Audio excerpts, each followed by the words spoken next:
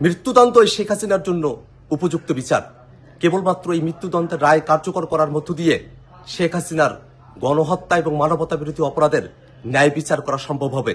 আমরা সরকারের কাছে আহ্বান জানাই, অতি দ্রুত সময়ের মধ্যে আজকের ঘোষিত রায় সরকারকে কার্যকর করতে হবে।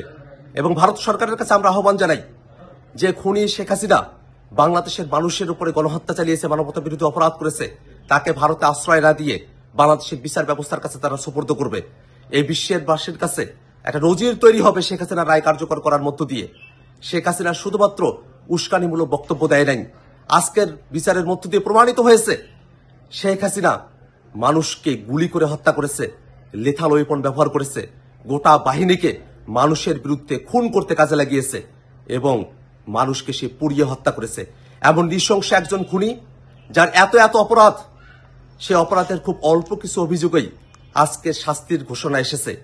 তার বাকি যত অপরাধ আছে সবগুলো অপরাধেরও বিচার হবে এবং এই গণহত্যাকারীরা তাদের শাস্তি কার্যকর করার মধ্য দিয়ে পৃথিবীর ইতিহাসে একটি নজির তৈরি হবে, যাতে করে আর কোনো শাসক, আর কোনো গোষ্ঠী তারা যেন গণহত্যাকারী হয়ে উঠতে না পারে, মানবতা বিরোধী হয়ে উঠতে না পারে।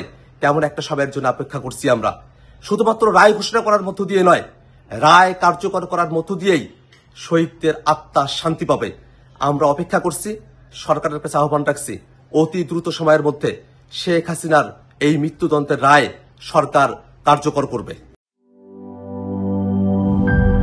নাটা জেলি আর পানীয়র এক অসম কম্বিনেশন ড্রিঙ্কো। চিল থাকতে চান, ড্রিঙ্কো চাবান।